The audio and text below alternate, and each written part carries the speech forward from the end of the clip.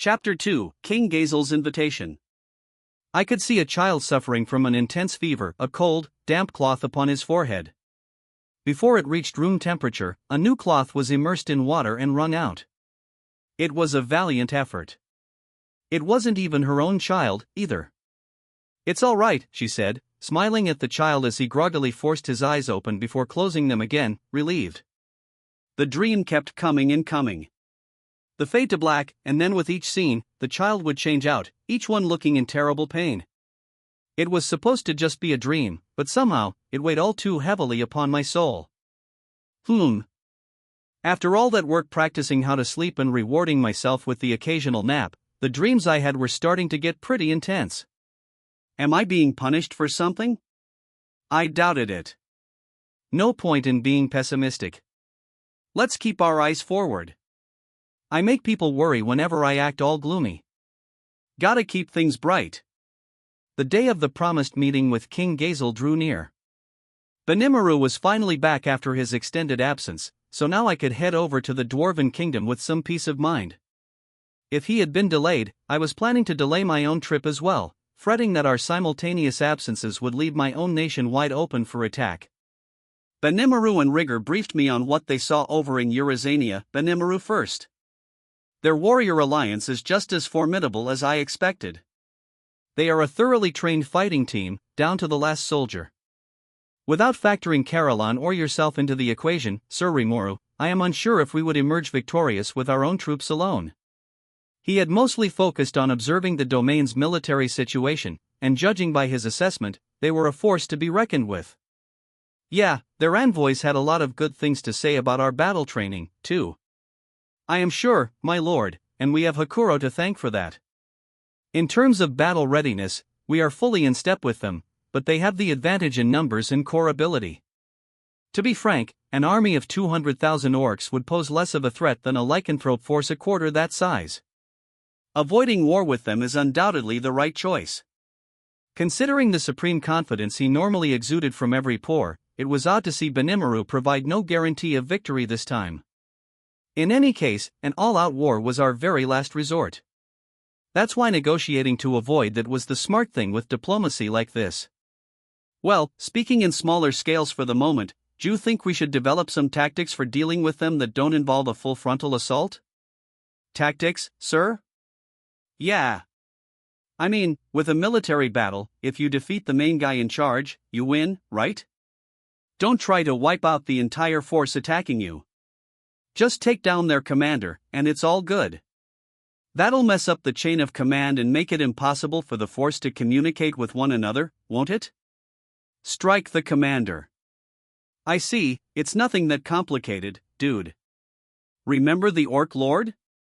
We didn't kill all 200,000 of those guys, did we? We just decapitated M at the top. I'm just saying, we can do that at the force level with other opponents, too. I think training ourselves to take down enemy commanders will let us enjoy a pretty big advantage in battle. Indeed. Without commanders to lead them, they will descend into a simple, unruly mob. Right. And it'd suck if the enemy did that to us, too, yeah? So before we have to deal with that, I'm saying let's grab an advantageous position for ourselves. It's not easy to build up individual soldier skills, but what we can do is train them on that kind of teamwork. Then, we can use thought communication or whatever to confuse our enemy and make him lose track of who's commanding our own forces. That'd help us be a better army, wouldn't it? Very interesting, sir. And I think I have just the method to train for that. Our fighters have been much better at keeping up with Hakuro's training as of late. Now would be the perfect time to proceed to the next level. Great. Let's see what we can do with that. Rimuru grinned with excitement. The sight of Caroline's proud forces unnerved him, but my suggestion seemed to ignite something within him that dispelled any uneasiness. So he promised to work with Hakuro to train our monster soldiers while keeping watch over the city. Good on him.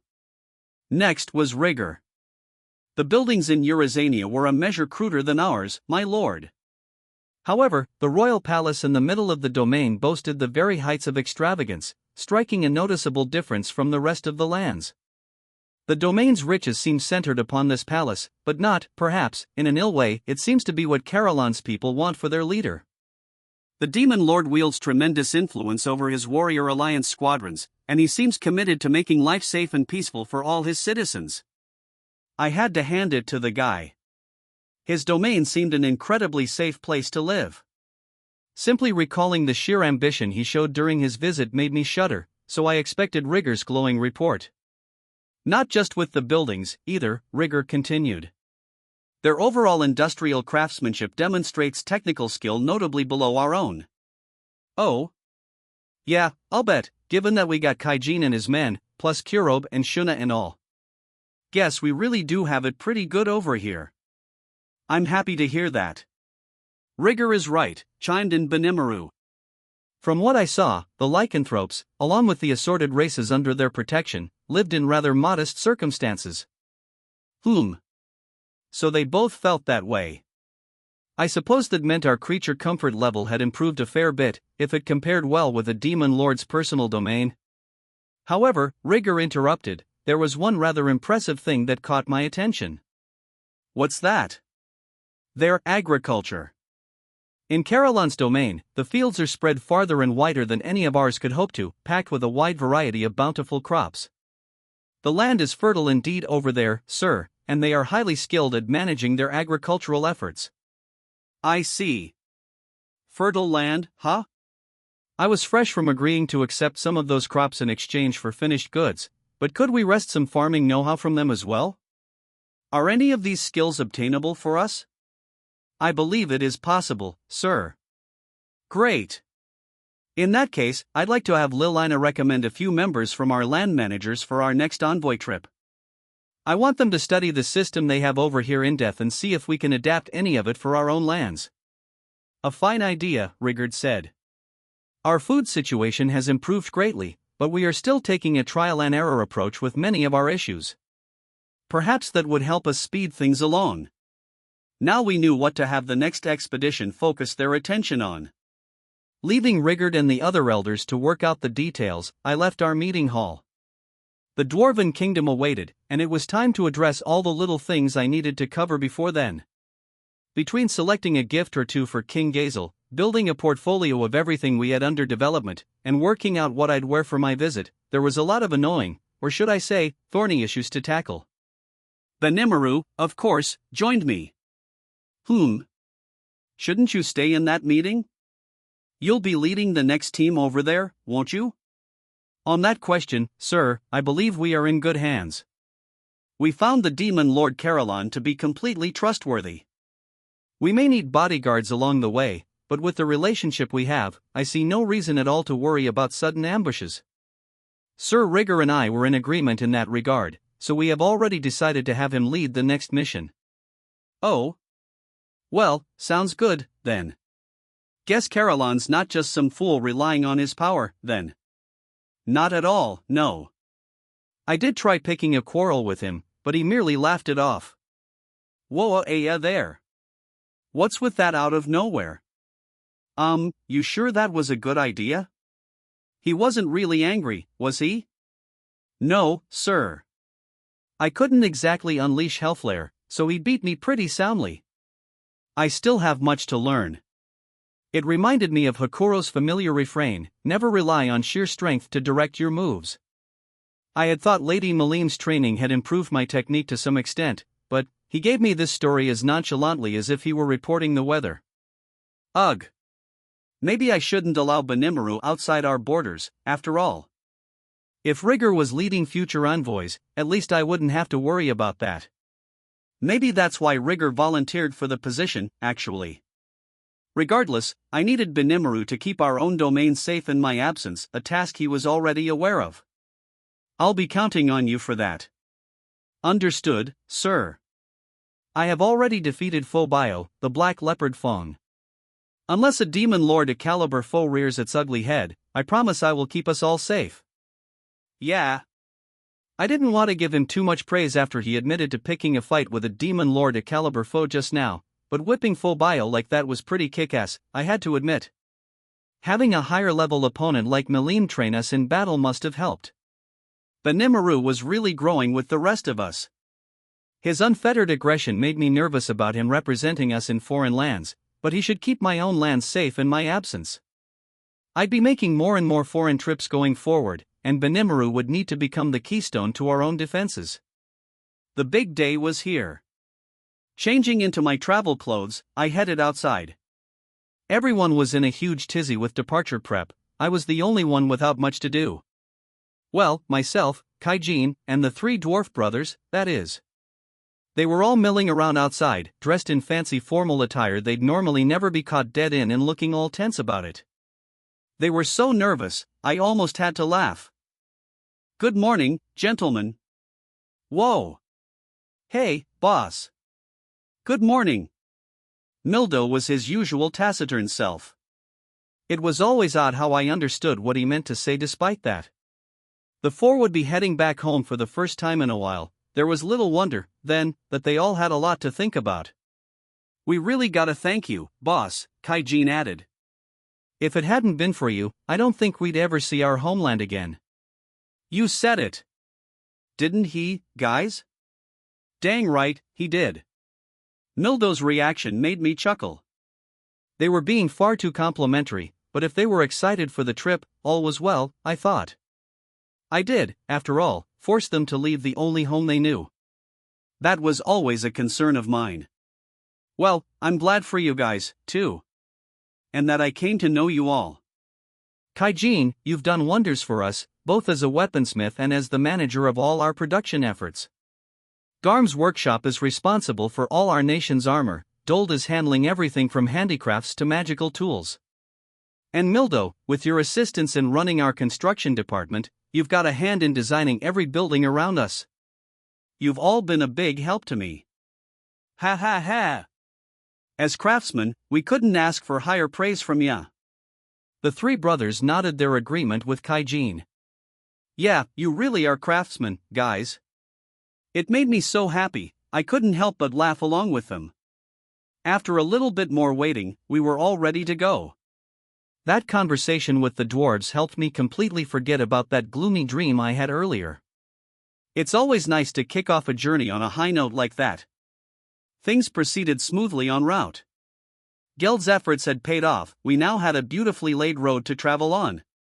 It had been widened to a comfortable size, making it easy for wagons to traverse. Taking advantage of this, we were now traveling in style with 2 horse wagons in our party. Well, not horse wagons. The Eurazanian envoys had tiger wagons. I suppose this means we were rolling with wolf wagons. They were being pulled by star wolves under Ronga's leadership, and having such fine beasts leading the way made for an easy ride for all of us. There were a little under 10 people joining the dwarves and me on this trip. First, Cheyenne, my main assistant, and Shuna, my deputy secretary. Shuna was more my personal cook than deputy, maybe, but I figured she could help introduce things like our fabric-making operation to the dwarves. I was actually intending to have Cheyenne stay behind and help Hakuro hold down the fort, but she put up such intense resistance that I let her come along. All it's not fair, this and it can't be, that and just Shuna alone, on a solo journey with you, Sir Rimuru, and so on, with bouts of sobbing and violence in between. Quite an ordeal. I tried explaining to her that this was serious business, not a fun summer road trip, but she wasn't listening, and in the end, it just wasn't worth the time to try to make her. She was, of course, all smiles as she held me close to her chest, enjoying the ride aboard one of the wolf wagons. We were on the lead one, alongside Shuna, which meant I'd be gently cradled by one or the other, in turns, the entire way. The second wagon was occupied by the 4 dwarves, and compared to that, I couldn't complain about riding with a couple of beautiful women. Ranga himself was with us, although out of sight and guarding me from the shadows. Thanks to shadow motion, he was literally shadowing me nearly all the time these days. I could feel him shutting his eyes in sheer bliss as he basked in my aura. I asked him whether he felt cramped, holed up in my shadow, and he said not at all, master. It is quite comfortable. So I let him. Having him on call for emergencies made me feel better, besides, and everyone else agreed with me on this, so he'd be lurking around in that shadow for a while to come. Finally, Gobta was shoring up our guard with several hobgoblins, patrolmen under his direct control. One of the hobgobs, a trainee named Gobzo, struck me as especially dim. I came up with the name on a whim, and he just, I dunno, looked stupid. You think that guy's okay? Who, Gobzo? You bet, sir. Gobta swore the guy was alright, just a little lunkheaded. A hobgoblin described as a little lunkheaded by Gobta, who's a little lunkheaded himself. Hoo boy. He had a tendency to stare blankly into space, mouth agape, which made me worry. He didn't seem too with it to me, but he did seem handy enough atop a Starwolf's back, so I figured it'd be just as lunkheaded of me to lose any sleep over it. So we proceeded down the highway, guarded by Gobta and the other 6 goblin riders. The wagon was sturdy enough to make the ride acceptably comfortable, especially considering we were doing around 25 miles an hour, which your typical horse wagon just wasn't made to handle. The exclusive shock absorber tech we developed was the secret behind the wagon's sturdiness, allowing the axles to move independently without being hammered into the carriage. It did wonders to cancel out the bumps along the way, another hallmark of the precision quality being cranked out by our dwarf-driven forge. And it didn't end there, our tires were cutting edge, too. Normally, they were made for little more than reinforcing the wheel, which meant they quickly got scratched up and damaged beyond use.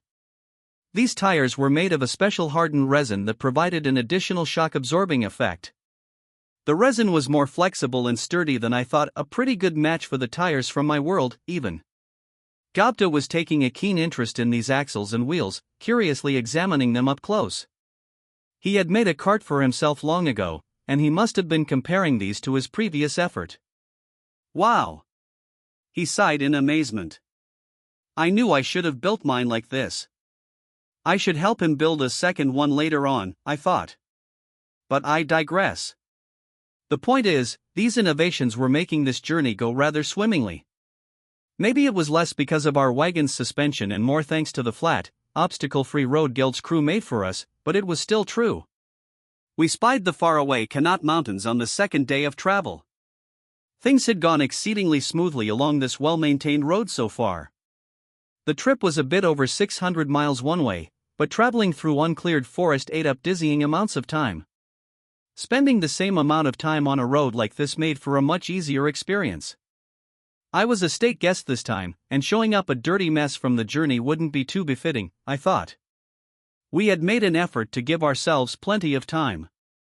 Unlike before, there were sleeping houses put in place at regular intervals along the way. They served as workers' quarters during construction, the idea being they could become simple inns once this became a public trade route. Thus, we were all squared away for night lodging. Along the way, we also ran into a few high orcs in the middle of road surfacing work. They worked as a unified team, under the command of a smug-looking foreman. Like a well-oiled machine, they skillfully carried out the job. Hell, they could teach a few of the construction crews I dealt with in my previous life a thing or two. It was really an ideal environment. I gave them a good work, guys, as I passed by, and they all kneeled and waved at me. Sir Rimuru. Our work is progressing on schedule. We've prepared the soil we're using without a hitch, and right now we're finishing up the surface. We're making our way back from the Dwarven Kingdom right now, so the roadway ahead for you is fully complete. I shot a glance forward. The foreman was right, I saw a well-crafted road waiting for us. It was a simple one, yes, covered in gravel, with crushed stone laid out evenly above it. That was all we really needed, but above that, the crew had placed freshly extracted stone material to make a sort of paved surface. Procuring all this stone and laying it out evenly across such a wide expanse of road would be all but impossible in my previous world. Here, meanwhile, our workmen had a wealth of helpful skills to assist the effort. The stomach that Geld maintained with his gourmet skill made small-scale transport, teleportation, really, between high orcs a snap, allowing them to ship processed stone from the quarry straight to the construction site as is. Talk about efficient. My job would have been so easy in my previous life with that stuff. No worries about material storage, no shipping hassles, just a few extraordinary skills used to maximum effect. A very monster-like approach. It was clear, however, that the high orcs weren't just letting their skills do all the work. They were giving 110% the whole way. That's why I wanted to thank them for their efforts. Look at this. You've all done a great job for us. Feel free to knock off early and take it easy the rest of the day. I took several barrels of drink out from my stomach, plopping each one on the ground. Don't overdo it, now. Cheers erupted up and down the road. And with all the thanks I was showered with, we decided to stay there for the night. The next day, good morning, Sir Rimuru. The moment Cheyenne carried me out from the hut, we were greeted by several hundred orcs standing in neat lines. Whoa! I shouted. All the workmen I couldn't greet personally yesterday must have assembled here in the early morning. Good job, everyone. Cheyenne nodded, trying to sound as self-important as possible. Shuna giggled at this as she greeted them all. The hobgoblins whispered among themselves, amazed at the spectacle. Ranga, meanwhile, stayed curled up in my shadow. This was no concern to him, since road conditions didn't really matter to his species. Unlike Ranga, I had a keen interest in how the completed road ahead looked. I had to give these high orcs my thanks. I'm glad to see the magnificent work you're all doing. Keep it up. A simple sentiment, but still a major morale boost. I followed it by going up and down the ranks, offering my personal appreciation as they greeted me. They all smiled at me from start to finish, which did a lot to lift my spirits as well. The beer I provided last night was apparently a big hit, so I gave the foreman a few more barrels before we left. It was key for a leader to show proper appreciation when the times called for it. I felt there'd be few better ways to provide that than with some fancy alcohol when visiting the front lines like this. We rounded out the stop by watching the crews as they got back to work. Before long, we were on the road once again. Riding on the completed road made the wolf wagon ride smoother than ever. It felt like we were going a bit faster. This construction effort was starting to feel worth it. The stones lining the highway were rough to the touch, meshing well with the resin tires on our wagons and also preventing slippage. They were designed this way to provide traction in rainy weather. I wasn't expecting it to smooth out the ride as well, but I was sure the merchants who'd ply their trade along the highway would appreciate it. I observed all this, satisfied with myself, as the wolf wagon sped along. It would be the afternoon of the fourth day by the time we reached our destination. The armed nation of Dworgen. Last time I was here, they made us line up in front of the gate. Looking up at that large, oppressive entrance, I shut my eyes and reflected on the past, or I would have, if I had eyes. Instead, I assumed human form inside my wagon and changed into my ceremonial attire. As I stepped out of the wagon, I found a small furor erupting in front of the gate. Oh, crap, not Datta again? I reflexively thought, but I was wrong. It turned out the dwarves had already run out of their wagon, trying to get the gate open by themselves, much to the chagrin of the other merchants and adventurers nearby. Hey, bro, glad to see you're well. This was Kaido, head of the local guard and Kaijin's younger brother. Ah, Kaido. How long has it been? Life's been a blast working for my OL boss Rimuru, let me tell ya. I'm sure. It's written all over your face. Where is Sir Rimuru, by the way? He may be your boss, but he's also our state guest. We'll need to give him a warm greeting first. They were having this conversation right next to me. Come on, guys. Why are you ignoring me? Oh, right, I'm in human form, aren't I? Kaido. It's me. Rimuru. That cute little girl genius who's got the magic to transform into anything she wants. Eek. I couldn't help but join in the fun, as much as it made me hate myself. Thanks to Kaido's extremely leading questioning at my last visit, it had somehow come about that I was a fetching young woman with magical skills, and while it was Shizu who granted me this particular form, it was a shockingly perfect match for my cover story in Dworgen. What? That couldn't be. Sir Rimuru? Do you mean to say, you actually were cursed by an evil wizard? Of course not. Enough with the formalities. This is Rimuru, Captain Kaido. He stared glassy-eyed at me, unable to form a response. I must have thrown him into utter confusion, and I could understand why. I'd probably be pretty freaked out if a slime turned into a pretty girl, too. I am glad you are well, Sir Rimuru, it wasn't until long after the gate was fully opened that he managed to croak out a response. We passed through the gate, guided by Kaido and his guardsmen. Normally, wagons and vehicles would be directed through another entrance, where they'd be parked in a holding area for unloading. As state guests, though, we were allowed to prance right in on our wolf wagons. We had star wolves pulling us, dazzling, muscly beasts, and that was attention-grabbing alone. But the simple fact the government opened the main gate for us was enough to attract a crowd on the other side. I could hear the comments thrown from either side as we rode along. Taming such magnificent magical beasts. A powerful group, indeed. Are those magical? I've never seen the likes of them before. What strange wagons, too. The wheels move independently of one another. See how they bob up and down along the pathway, even as the wagon itself remains steady? A magnificent piece of smithery, there. But who are they? And why do they deserve the full front gate treatment? We don't even do this for royalty from the smaller kingdoms, do we? No. Maybe from one of the larger powers? Pretty small guard contingent, if so. Also, with all this kindness we're giving em, I was expecting a king or the like, but they sent a princess instead? Ooh yeah. She's pretty cute, isn't she? Oh, crap.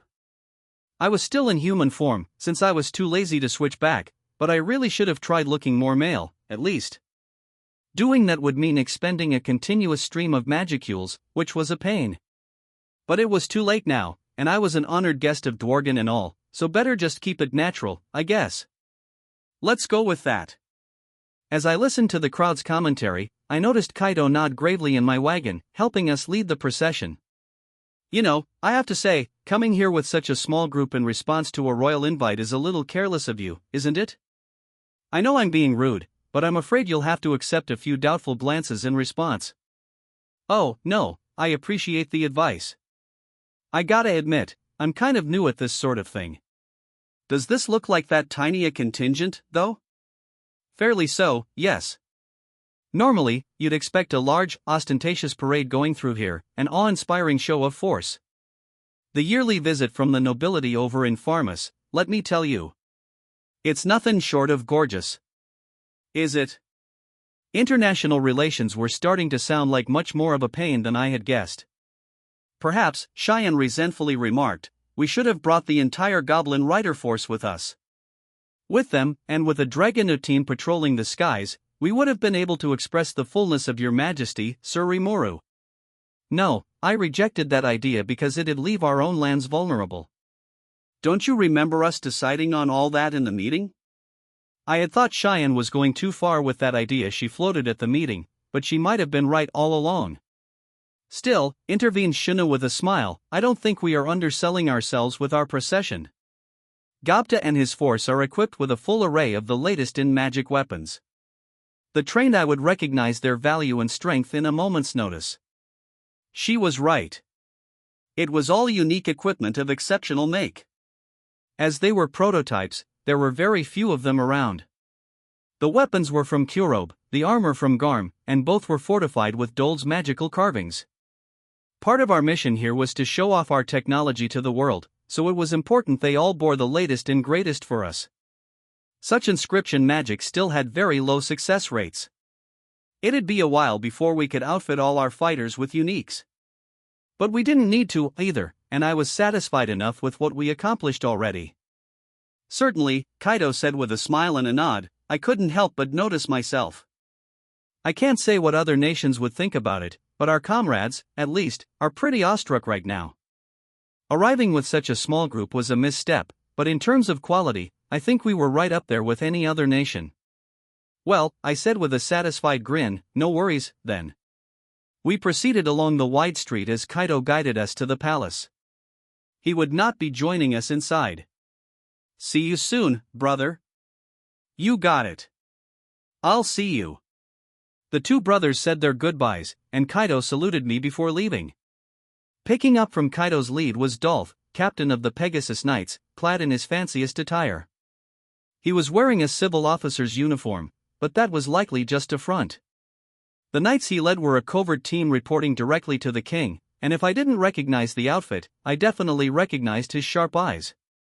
"It is good to see you again, Sir Rimuru. It pleases me to see you in good health," he said in greeting, a smile softening his stony face. "And the same to you, Sir Dolph. Thank you for inviting me today." "Sir? Ah ha ha. No need for that with me. I'm just here to guide you to His Majesty." But before that, Dolph flashed a sign to his men. Most appeared to be real, non-covert bureaucrats, but I spotted a few Pegasus Knights among them. "My apologies, but may I ask to hold your weapons for you during your visit?" "Oh, sure." I nodded as I gave him the straight sword dangling from my hip. He accepted it with a polite pair of arms and placed it in a storage box. Shuna handed him a Magisteel-crafted folding fan, which I wasn't entirely sure was a weapon per se, although it sure as hell wasn't a regular old fan. Cheyenne also removed her own long sword, but instead of surrendering it, she just glared at the attendant handling her. "This is Gariki Maru. It is extremely valuable. Treat it roughly, and you will pay for it," she said, giving it a tender look in lieu of caressing it against her face. Once she'd said her piece, she handed it over. Just how important is that thing to her? I thought. Geez, giving it a name and everything. Talk about beloved. The attendant struggled with it a bit before applying a steadier grip. Had he dropped it, Cheyenne would have completely lost it. I figured the attendant was a covert Pegasus Knight, because the average person wouldn't have any hope of lugging that thing around. The weapon handover went pretty smoothly for all of us. Not so for the hobgobs. Datta and his crew all had armor on, and so they had to be escorted out of the chamber to change. "See you guys later." "Roger that, sir."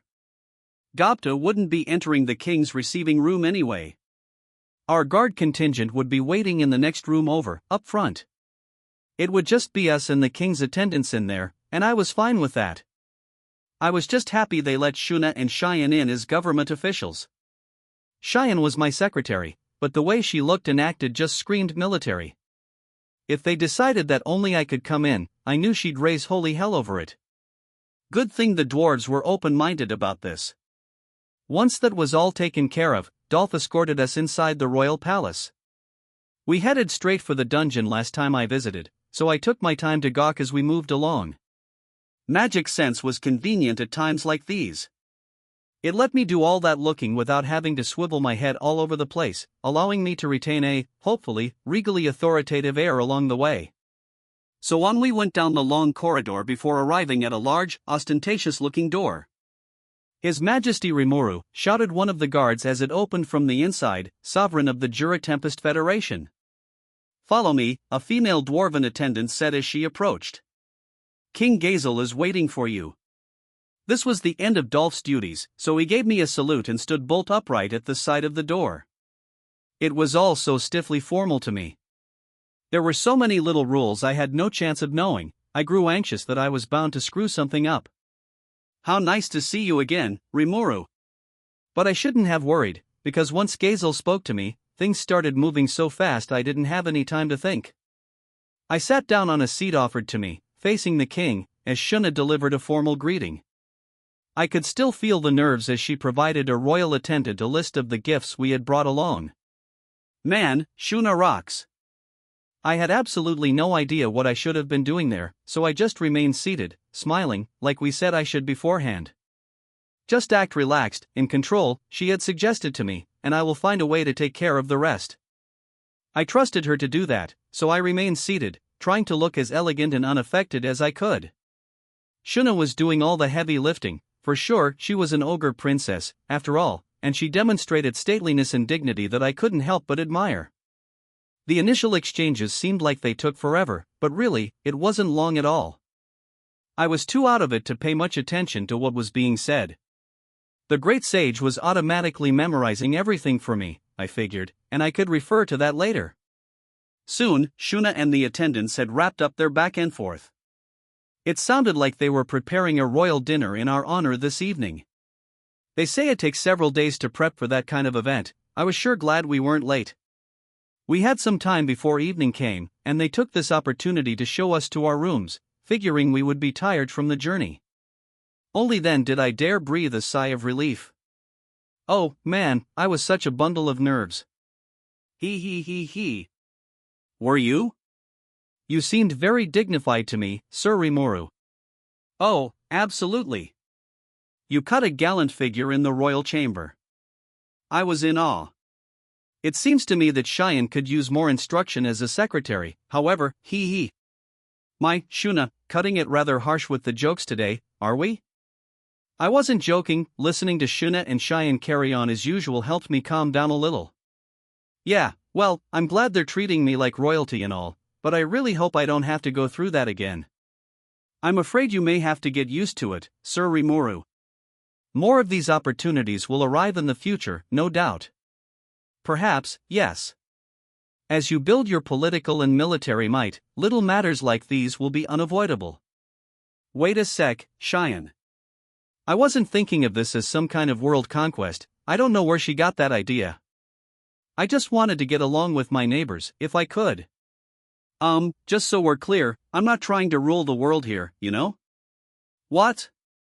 You aren't. Cheyenne's obvious surprise was a shock to me. That's what he has said from the very beginning, commented Shuna with a sigh.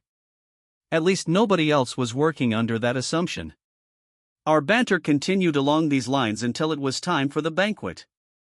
Gapta's team would be in another room, eating separately, and after meeting with King Gazel, Kaijin, Garm, and the other dwarves asked for permission to explore their old stomping grounds again. Undoubtedly they were seeing friends and family right now.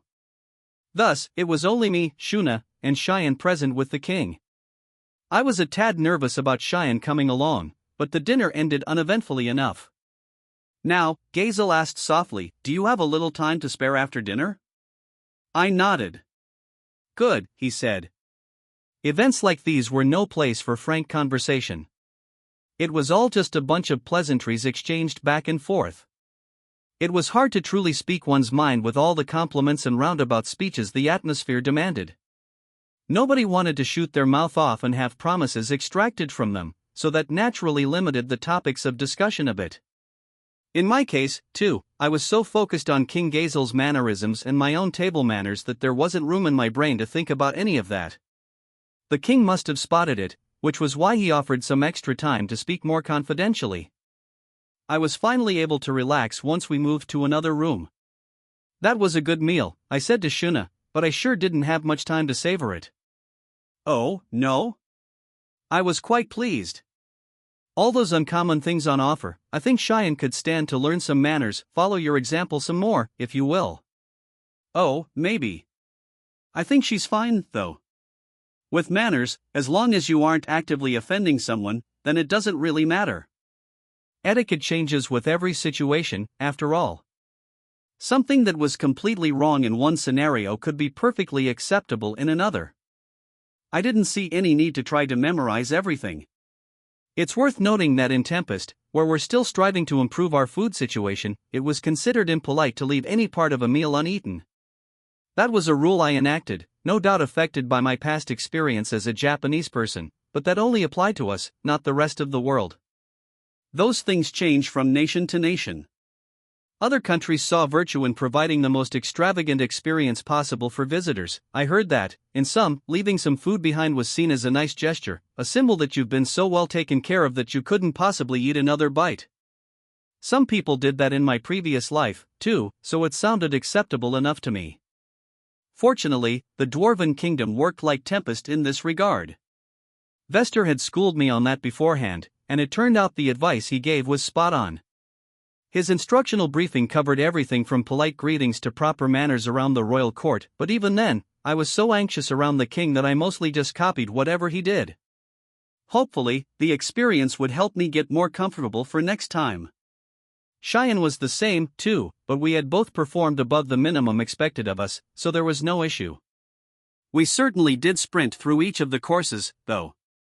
It was also delicious, Cheyenne said. I just couldn't help myself. It's nothing to worry about. I'm sure the cooks would prefer this to having any leftovers. You are spoiling her, Shuna said with a cheerful look in her eyes. After a few more minutes, sorry to make you wait. King Gazel arrived, ready to have a frank discussion about the most important issues facing our two countries. The king and I were seated in two padded chairs facing each other. Von and Dolph stood guard behind him, Cheyenne was behind me, and Shuna was off to fetch some drinks. He was much more informal than before, which was a relief. It'd make talking things over a lot easier. I thanked him for the banquet. He replied with a hearty laugh. Ha ha ha ha. You were probably so nervous, you could barely even taste what you were eating, right?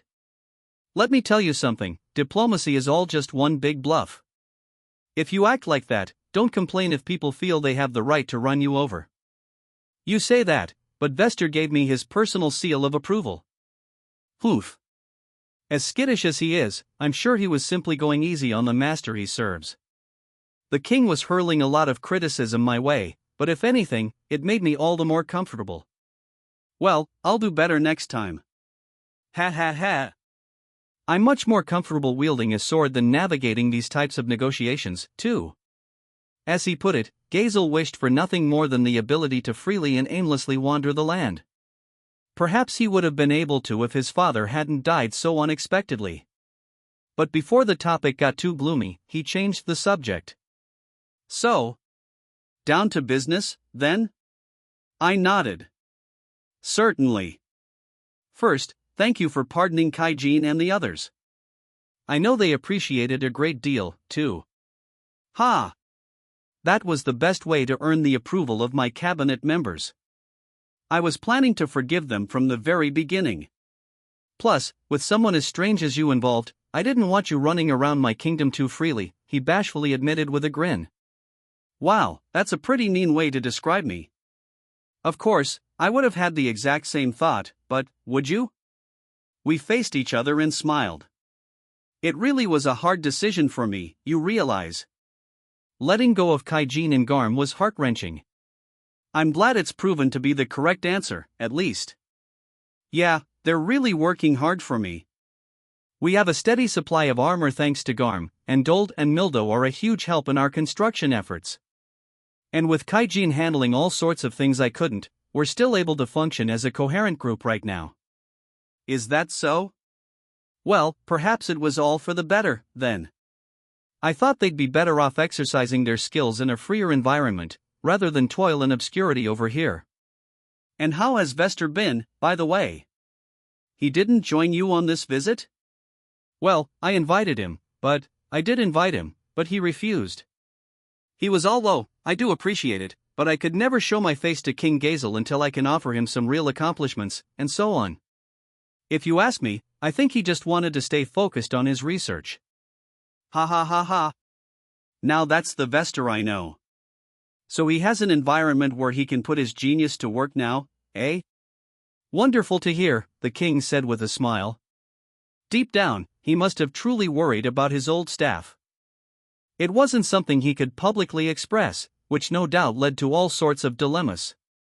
I was the same way. Shune came back with drinks just as I finished offering my thanks. She had brought in some of the whiskey I tested on Yom before. Help yourself. Is this one of Dold's creations? Gazel picked up his glass in wonder. It was almost crystalline in appearance, and it gave off a pale gleam in the light. The glass bore an intricate pattern, and it didn't take an expert to see its value. This was also a magitool with a magical inscription lurking under the artistry to apply an antidote effect on anything poured inside. You'd need to be a magic user to trigger that, of course, but... this has an antidote magic inscribed in it? Very thoughtful. The king spotted it in an instant. Then he activated it. You can use that to check for poison, I said, but I'm a monster, so I'm too resistant to have much use for it myself. It was true. Alcohol isn't exactly poison, but too much of it can lead to unpleasant experiences. Some people had trouble digesting it, leading to acute alcohol poisoning if they weren't careful. I doubted the dwarves would have a problem with that, but just in case, I figured. Gazel brought the glass to his lips. The smell instantly registered in a look of surprise. Ho! A very elegant aroma. He took a couple moments to savor it. I, on the other hand, took an immediate gulp. I could feel something hot burn through my throat as I imagined my head catching on fire. Sadly, it lasted for a mere instant. Report. Poison resistance, successful. Don't succeed on that, man. Alcohol isn't poison. Why doesn't the sage get that? I've made this lovely indulgence for myself, and I can't even enjoy it. It was very depressing, but I just have to be content with seeing others cherish it instead. Nothing sadder than an exquisite liquor you can't even get drunk off of. My. Watching me take a swig, King Gazel tried a sip of his own. I'm sure the ensuing sensations that ran down his mouth, throat, and stomach were like nothing he had experienced before. But he was a dwarf. He didn't gag on it like Yong did. I like it, he said before asking Shuna for another glass. Dolph watched on behind him, no doubt a bit jealous. He probably had a sip earlier to test it for poison, so now he'd know what it tastes like. Vaughn, left out of the party, simply gave his lord a perplexed look. Would you like some as well? Shuna offered, reading the atmosphere. Ah, yes. Just one glass, then. Dolph greedily accepted his cup, as if he'd been waiting for the invitation all his life. It may not be right to drink during guard duty, Vaughn dutifully stated as he took his own, but to us, a good drink affects us no more than breathing the air. They took their respective swigs. Vaughn did a poor job hiding his reaction to the alcohol burn. There is no need to be modest. The king laughed with a fiendish grin. We are the only ones here. Let's drink together, as we did in the past. Why, your majesty, I'm not sure we should. All right. Let us, then. Despite his grizzled, battle-worn features, Vaughn wasted no time shouting over Dolph as he took a seat to Gazel's right and thrust his glass in Shuna's direction. If that's what His Majesty wants, that's what His Majesty gets. Let's have it. The king gave another laugh as he slapped Vaughn on the back, making him wince and cough a bit. Wahahaha. What has gotten into you today, Vaughn? You're so open to suggestion, for a change. Ah, enough silliness. We have a platoon of elite forces on standby beyond that door. There is nothing to worry about. Plus, I doubt these visitors of ours could possibly mean us any harm. They would achieve nothing from it. If they intended to, they would have taken action the last time we shared a drink together, Vaughn said, taking another swig. This was enough to either make Dolph's concerns go away or just make him give up entirely. Either way, he plopped down to the left of King Gazel. Let me have some, too, then, he said, presenting an empty glass to Shuna. I wasn't sure exactly when he emptied it, but I suppose it was too tempting for him to resist. After we enjoyed this bender for a little bit, so, Rimuru. Before I become too inebriated, I wanted to ask, that potent magical weapon you used to defeat Charybdis, what is it, exactly? I am told you unleashed a force unlike anything seen before, more powerful than even the most fearsome of tactical-level magic attacks. Yes, that. The thing I already explained to them but failed to get anyone to believe.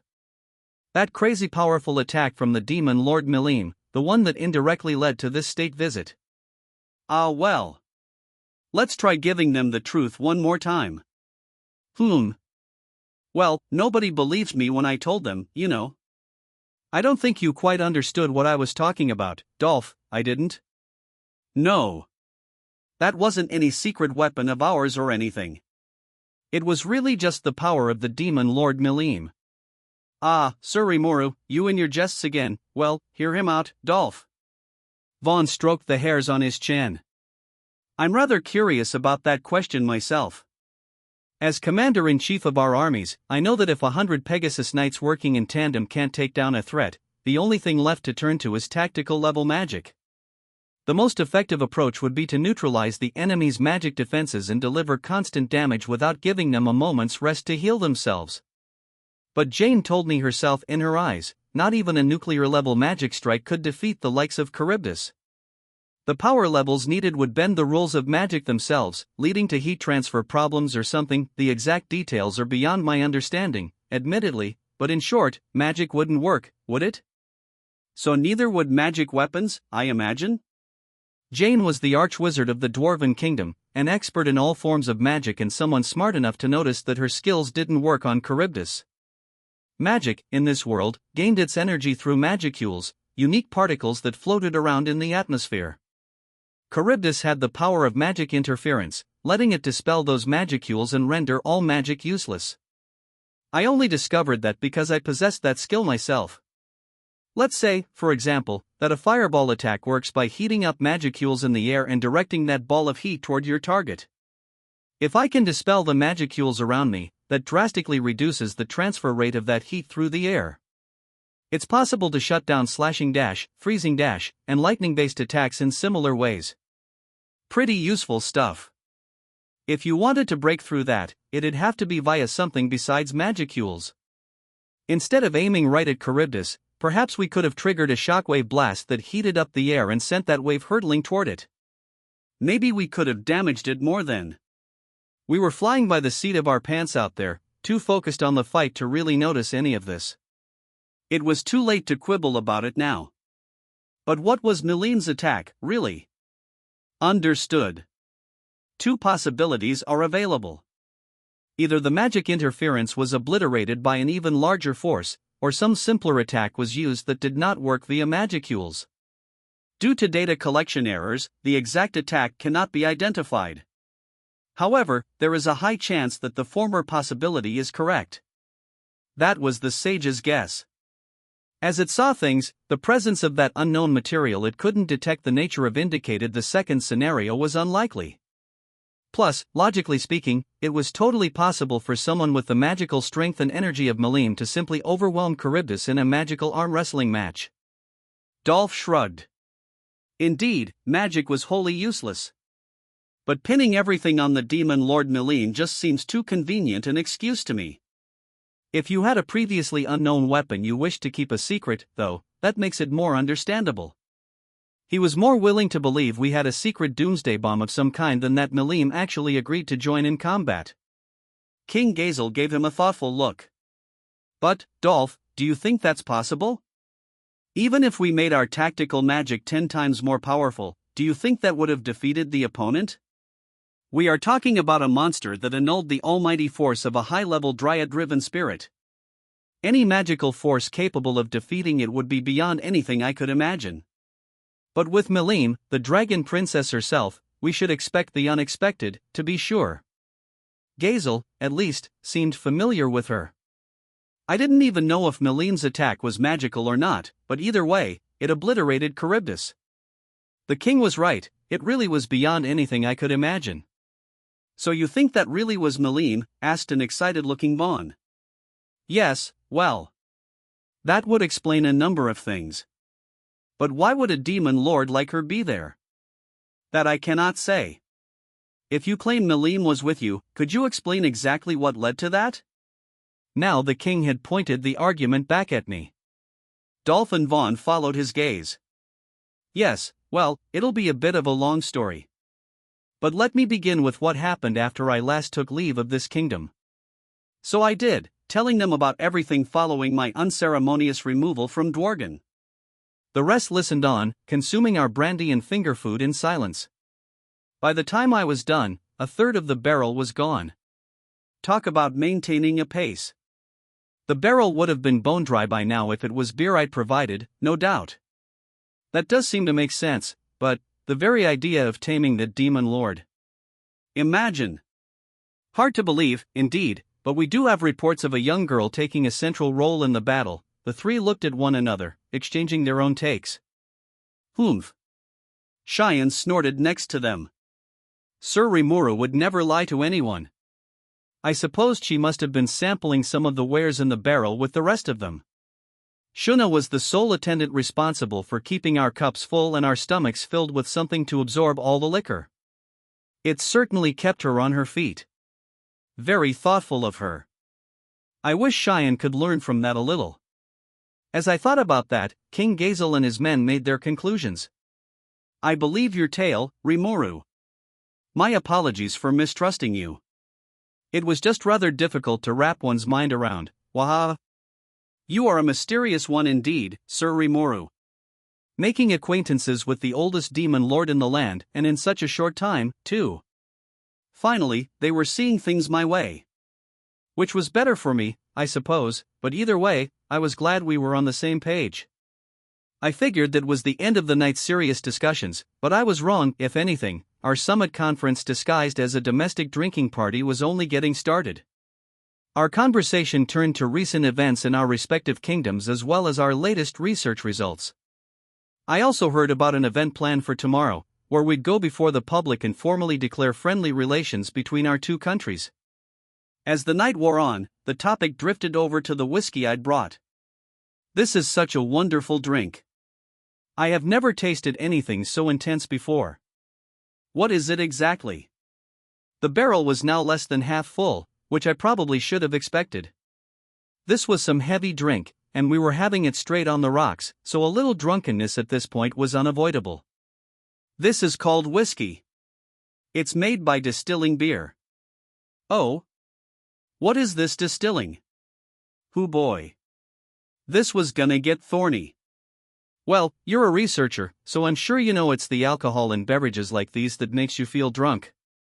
Alcohol has a lower boiling point than water, so if you boil a fermented compound like beer and collect the steam that results, you'll wind up with a higher alcohol beverage. That's what a distilled spirit is, basically. Gazel nodded at my executive summary. I see. Perhaps that high-grade liquor made by the Otherworlder was crafted in the same way. An Otherworlder? Oh, now this sounded like some useful information. I'd love to meet them, if we're all from the same country. Yes. In the capital of the Empire, there was a beverage created by an Otherworlder who was presented to the Emperor. Some of it was put up for sale, and given the limited supply, it's being traded for exorbitant prices. It seems it cannot be made in large quantities. Does the same apply to this whiskey? Ah. Too bad. I wanted to check out the Eastern Empire, but they were a full-on military state, and they ran their borders pretty tightly. It'd be harder to pay a casual visit than it'd be with the Western nations. Plus, they even had a specialized force devoted to monster slaying, not to mention monster-specific fighters in the West as well, something else I'd have to watch out for. No need to rush it, best to wait for the right opportunity to meet this Empire Otherworlder. If I had to guess, the short supply was more an excuse than anything. Perhaps they didn't have facilities large enough for mass manufacture, but money could do a lot to fix that. They probably just restricted production to retain its premium value. Well, this is a luxury item of sorts, so we can't make massive quantities. It's not a technological problem, though, more of an issue with my nation's food situation. Remember how we didn't even have beer to offer you at your visit? We've finally finished growing some test samples for the wheat and barley we'd need for that. We'll begin brewing in earnest starting next year, but depending on how much grain we harvest, there's only so much we can devote to high-end distillation like this. So as I told them, we can only make enough to enjoy for ourselves. Ah, is that so? Yes, we rely on Pharmas or the Empire for much of the food we import as well, indeed. Our low food self-sufficiency is our kingdom's single weakness. And you can't use magic teleportation to send food long distances, unlike weapons and armor. You're forced to work through merchant middlemen. Which is partly why we've made ourselves into a successful free trade city, but, interesting. Their nation was built from the ground up for self-defense, but large-scale crop production couldn't be very easy in underground caverns. It wasn't completely shut off from sunlight, but it wasn't really suited for food production either. That's why they decided to tackle that obstacle by polishing their tech skills and encouraging trade. Being a free trade city pushes more merchants to stop by, strengthens economic bonds with other countries, and makes them a more valuable asset to the world at large, hence why the Dwarven Kingdom was such a force in this land by now. I'd love to learn from that and build our own economic links. But something else about that grabbed my attention. Hey, can I ask a question? When you said you can't use magic to transport food? Ah, yes, about that. Dolph explained it all in King Gazel's stead. As he put it, transportation magic wasn't a cure-all. Using it to teleport organic matter could transform it, due to all the magicules it'd get exposed to. Things like fur pelts might just have their quality affected a little bit, but food would be mutated into something wholly inedible. Datta had mentioned to me that the Dwarven Kingdom had transport offices in place. I was hoping to research them a bit to see if they could help with our own logistics. Hearing about this issue sounded like a big setback. But you can transport people all day with teleport magic, I mused. Dolphin Vaughn immediately seized on that point. Exactly. Jane tells us that teleportation works on wholly different principles and levels of magical force consumed. She mentioned it during a military conference where we discussed more effective methods of troop transport. Ha ha ha. I thought it'd be nice if we could teleport an army division directly behind the enemy with magic. But apparently another nation tried that once and wound up killing several thousand soldiers in the blink of an eye. It was meant to be a last-ditch tactical maneuver, but it wound up wiping the nation off the map. Hold it there, you! King Gazel bellowed. Are you drunk? That is confidential military intelligence. Ah! I apologize, Your Majesty. I shouldn't have let that one slip. Sorry. Forget about it. Normally, I'd court-martial you for that one. Honestly, the king was forceful in his words, but his demeanor didn't indicate much offense. Dolphin Vaughn just smiled and expressed their regret, no doubt recognizing this. I see, though, I ventured. I suppose we'll need to build our trade routes the old-fashioned way. We're on our way to procuring an import source for fruit, too. Oh? Somebody besides us has tried to build ties with you? More or less. Not a humanoid kingdom anyway. What? Which country, then? We've only exchanged envoys at this point, but the beast kingdom of Ino. Eurazania? Ridiculous. That domineering beast master reasoning peacefully with other nations? I find that very, very hard to believe. This came as more of a shock than I expected. I felt a little proud at so thoroughly flooring them like that. I gave them a grin, basking in it. Oh, believe it. I had the chance to get acquainted with the demon Lord Caroline. He kind of owed me a favor, so I suggested we open up some trade ties, and he gladly agreed to it. So we sent teams of envoys to each other. So not just Milim but the Beast Master as well, you. If that's a lie, then you're the greatest imposter this century has ever known. But it doesn't seem like one to me. If so, then Tempest is suddenly more important than ever. You may be sitting right at the center of world trade before long. So, Rimuru, what do you intend to trade with each other? Despite their surprise, King Gazel and his team had opted to believe me. I suppose they analyzed it in their heads and decided it must have been the truth. Gazel's eyes were back in king mode now, searching for ways his nation might profit from this. I was ready for it. Well, they have a good supply of fruit and other luxury goods, befitting the magic-driven country they are, I suppose. A far cry from a nation like ours, still scrambling to feed ourselves.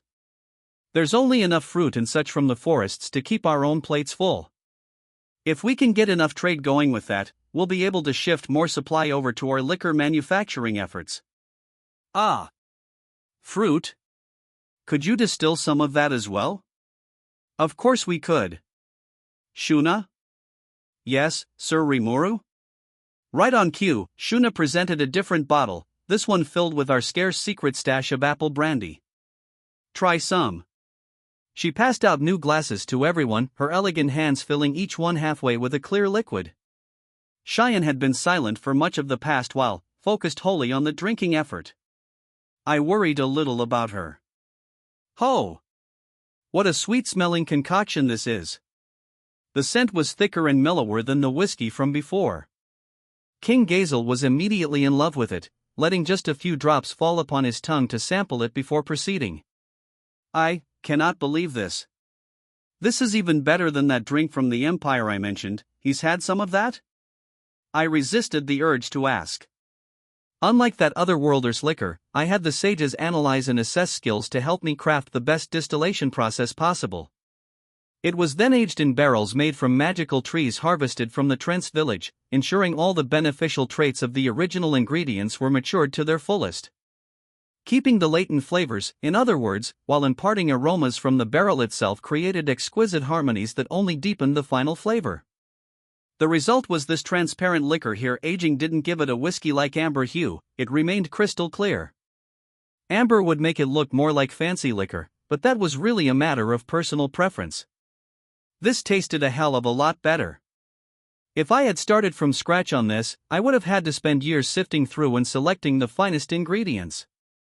Relying on my magic skills instead felt a bit like cheating, but nobody could say that the final product loses out at all. I do hope your overtures with him succeed, King Gazel whispered to me. I could tell there was a flood of emotions behind that statement. Dolph and Vaughn both eagerly nodded their agreement. Everyone must have really liked that brandy. Suddenly, Cheyenne stood up. No need to worry about that, she shouted. Sir Rimuru is bound to solve all our problems. It is now a given that we enjoy a wealth of delicious food on our tables on a daily basis. Having it be joined by good drink is all but promised to us. She accentuated her point by draining her glass, settling back down, and immediately falling into a pleasant, self-satisfied sleep. I found myself at a loss. You're making me handle all this now? I wanted to yell at her, but she was already far off into dreamland. It's just every time with you, isn't it, Cheyenne? Geez. Still, it was weird. Whenever I had Cheyenne avowing her trust in me, I felt like I could do pretty much anything. I'd bitch and moan about it, but I'd always try to make her wishes come true. Well, I offered, if that's what Cheyenne here's expecting, I'll do my best, I suppose. He. How reassuring to hear, Gazel said. I'd expect nothing less from a fellow pupil of Hokuro like yourself, Rimuru. I hope you will be generous with this when the time comes. Hokuro doesn't have anything to do with this, man. And I know I readily agreed to it, but the beast kingdom of Eurazania wasn't exactly right next door. Maybe we could blaze a rough track, but paved over gravel was out of the question for a while. We'll need to build some kind of transport path first, of course. About that. The hard work your crew has been putting in is nothing short of astonishing. They work several times faster than the best of our engineer corps, and seeing them build a road practically before my eyes sends shivers down my spine. Yeah, I'm pretty impressed, too. But are you sure you are content with this? We are providing you with no support at all. I didn't expect you to come up with such a splendid highway for us. Hey, don't worry about it. That's what we promised you. And actually, I have another offer for you, so if you'd be willing to give it some thought going forward. I gave him a satisfied grin. Step 1, put your partner in a good mood. Step 2, move on to the main issue. All according to plan. It was now time for me to sell the king on our low potions and procure a doctor or two from them, my two biggest goals here. The result, a total success, as I extracted a promise that he would give both offers ample thought. With the night now behind us, today was the big day of our friendly bilateral relations pact. I felt fine, of course, but King Gazel seemed totally unaffected by all the whiskey he drank. Dolph, on the other hand, was looking a bit green around the gills, and I heard Vaughn was still sleeping it off in his room. Wasn't he supposed to be an admiral paladin in the Dworgen force? Could he get away with that? It wasn't my place to criticize how they do things in foreign lands, but come on. Gazel whispered at me to keep smiling, so I did. The ceremony came and went, and while I was still nervous throughout, nothing terrible happened. Not until just before the end of it, when I was expected to say a few words. I pored over the speech in my brain before my turn came up. Rigard and Kaijin had offered some feedback before I left, so after several rewrites, I had it memorized. I can do this. Let's rock. In another few moments, King Gazel wrapped up. I was in slime form now, and Cheyenne held me up to the skies in front of the lectern. Hello, everyone.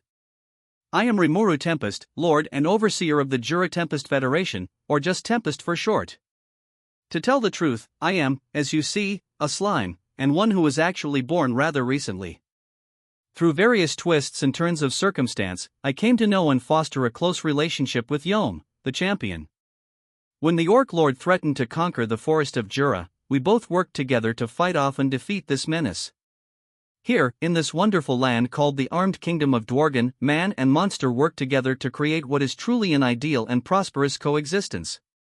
It is an ideal I wish to pursue for ourselves, as we attempt to build a nation in the forest of Jura that serves as a bridge between the human and monster races. King Gazel has given his stamp of approval to my dream, which I cannot thank him enough for. Going forward, I want to maintain the mutually beneficial relationship we have. In order to do that, we will need help from each and every one of you. There are a great number of monsters in my nation, myself included. In fact, it would be fair to call ourselves a land of monsters.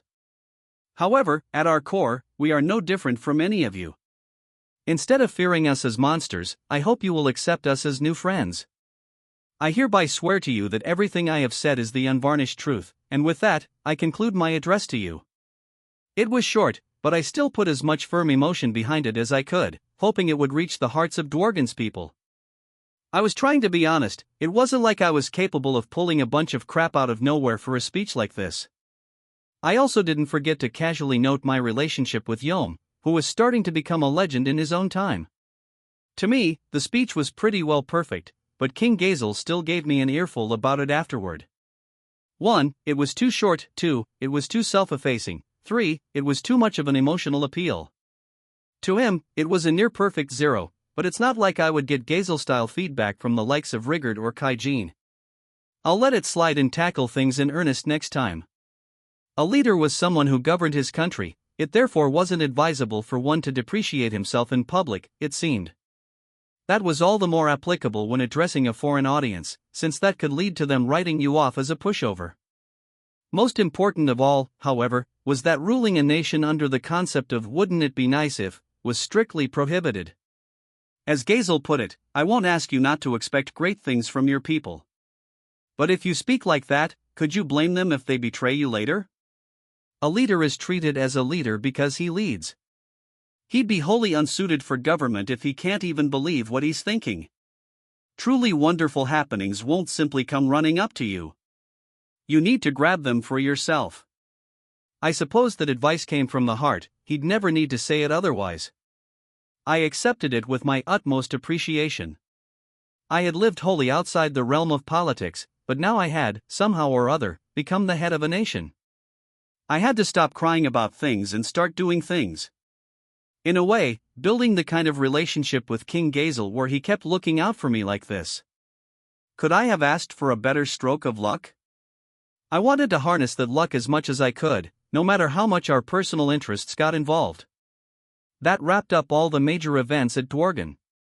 Beyond a few casual meetings, I'd be devoting the next few days to tourism and the like. Dolph would be leading me around. He headed the Pegasus Knights, but that job was classified. Officially, he led the civil servants who filled the government's bureaucracy, which chiefly meant he was King Gazel's assistant. So was there some place you wanted to see? I'll be happy to fill your requests to the best of my ability. I didn't hold anything back. I wanted to check out every facility here in Dworgen that could teach me something to improve on back home. Dolph was accommodating to it all, thankfully, and we spent several days going through all the Dwarven Kingdom's most famous spots. Production workshops, large-scale transport facilities, even cavern air purification setups, the works. A lot of it would be helpful to us later, I was sure, especially the air conditioning facilities and such. I definitely wanted to get something like that set up for Vester and the rest of the gang conducting research underground. Regular people aren't allowed inside here, though, are they? I asked Dolph. Ha ha ha. Not normally, no, but we have a technology sharing agreement with you. You already know about things even more classified than this, there's no point hiding anything more from you. That was a relief. It also showed exactly how much Gazel trusted me. We finished up most of the touring over the next few days. But of course, there was one place in the Dwarven Kingdom I'd never want to omit. That's right, the night butterfly. Ah, nightlife. I was rudely interrupted by a highly agitated Vester last time I paid a visit, but that was no worry this time. Gobta. Yes, sir. You sure you're fully prepared? Of course, sir. Well, then, in that case, shall we head over to the place I promised you? Ooh, finally, sir. Can't wait. We smiled and chuckled at each other. Gobta and I had been discussing things in great depth to prepare. I would retire early to bed, use replication to keep a version of myself in there, then head back out to rendezvous with Datta so we could hit the club together. Kaijin and the others were aware of our plans and would meet us there. There was no need to worry about unwelcome visitors since we had reserved the entire place for ourselves tonight. I was covering all the expenses, I'd been saving up for it, and I still had some of the gold from last time, so I doubted I'd get cleaned out. It was gonna rock. I mean, I wasn't anticipating much, but Datta and the rest of the gang were so excited, I didn't want them to be a pain on the staff or anything. I was chaperoning, that's it.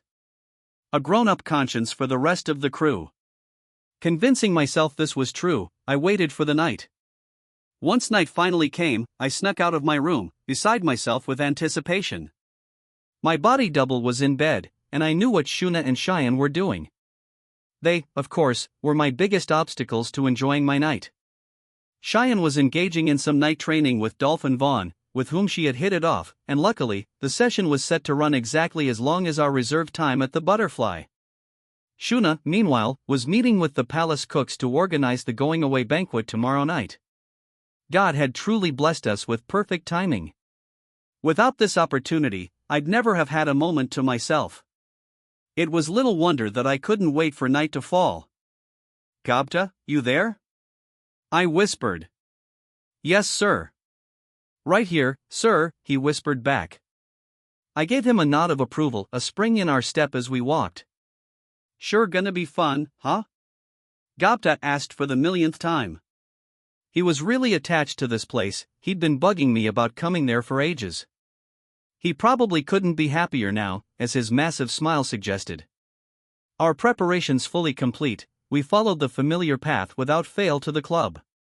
The moment we opened the door, we were eagerly greeted. Oh. Hello. It's the big slime himself. Hey, everybody, he's here. Good evening. I've been waiting forever for you. Wait. I get to hold him this time. What? Since when do we have a rule like that? Welcome back, the owner shouted. Everything been good with you? You bet, sir. How about all of you? Oops. I let a little bit of Datta slip in there. Oh, of course. The rest of your friends are already here. We had the whole place to ourselves, so my friends meant Kaijin and the dwarves. Led inside, we saw them in the main lounge, each with a female companion and in their own respective states of bliss. Rimuru.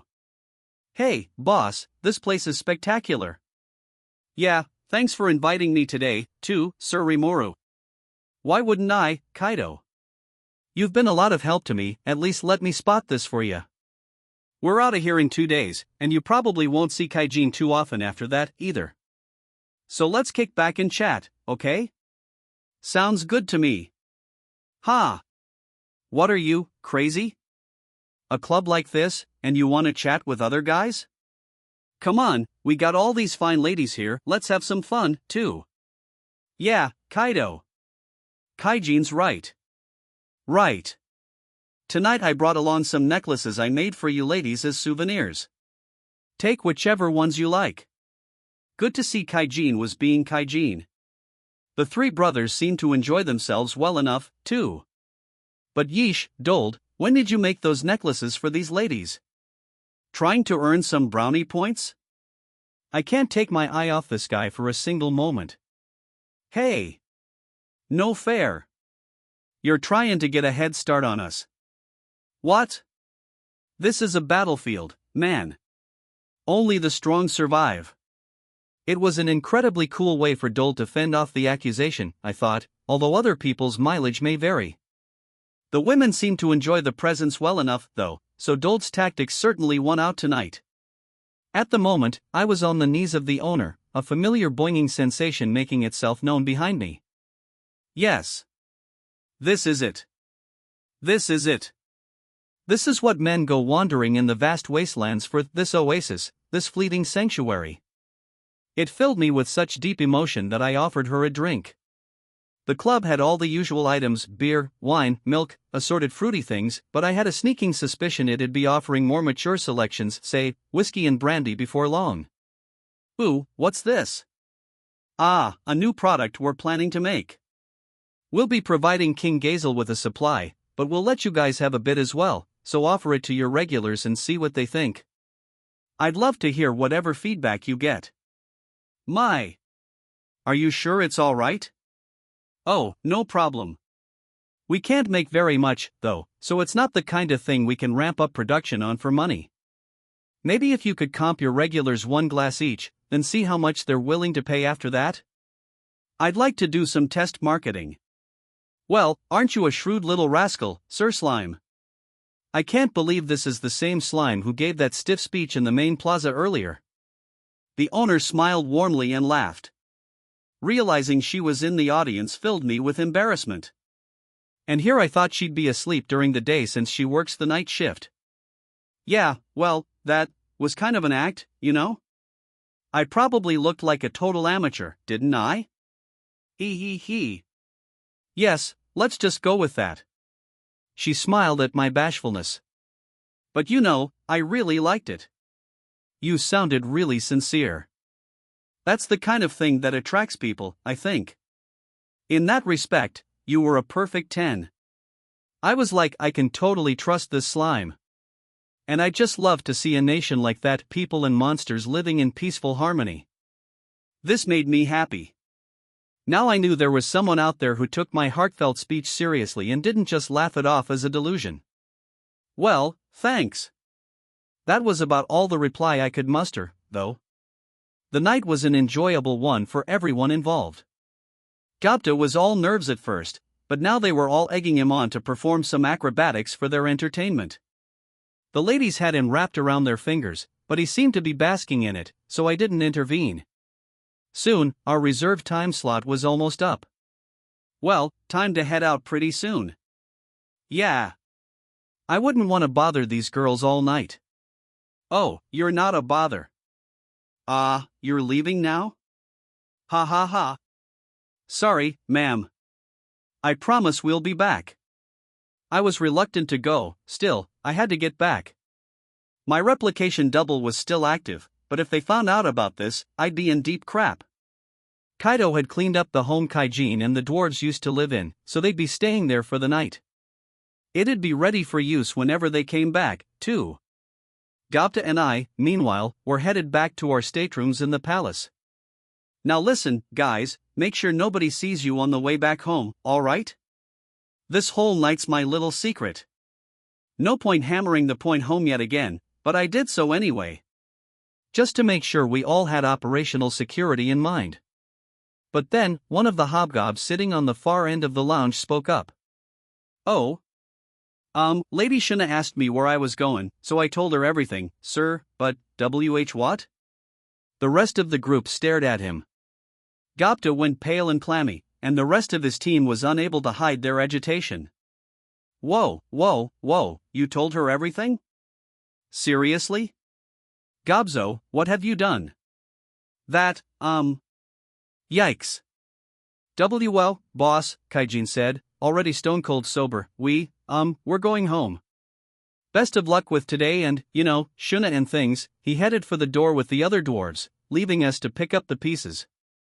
Gobtaea. What kind of training have you been giving these idiots? I am sorry, sir. With tears in his eyes, Datta apologized profusely. But this wasn't the kind of problem a bit of sobbing could solve, and losing my temper would help even less. Then I heard it. You look like you've been enjoying yourselves tonight. You were so late coming back, we came to pick you up, Sir Rimuru. Shuna's frigid voice and Cheyenne's resentful one. It's all over. The dwarves sat themselves meekly on the floor, preparing for the end. They didn't quite make it out in time. Time for me to give up all resistance, I suppose. We're so sorry. There's nothing to apologize about. Exactly. We certainly aren't angry that you didn't invite us. Their hatred ran deep this time. And thus, like perhaps a lot of evenings here at the Night Butterfly, ours ended with us wailing and apologizing to the most fearsome women in our lives. Gobzo, one of Gopta's goblin riders, had put all of us in the doghouse. I thought Gopta was enough of a lost cause, but Gobzo was even worse. Better keep an eye on him. The next day, after wrapping up our final dinner banquet, I was called into King Gazel's personal chamber. Rimuru, he said, I have decided to accept your offer. He handed me a stack of documents outlining a potential transfer of medical staff to our city. This is just a draft, so I'd like word on how much you're willing to accept as soon as possible. All right. I'll bring this home with me and discuss it with my team. Fortunately for us, he seemed willing to take on what I had offered him. It was a nice way to end our stay in Dworgen, not to mention begin our journey back.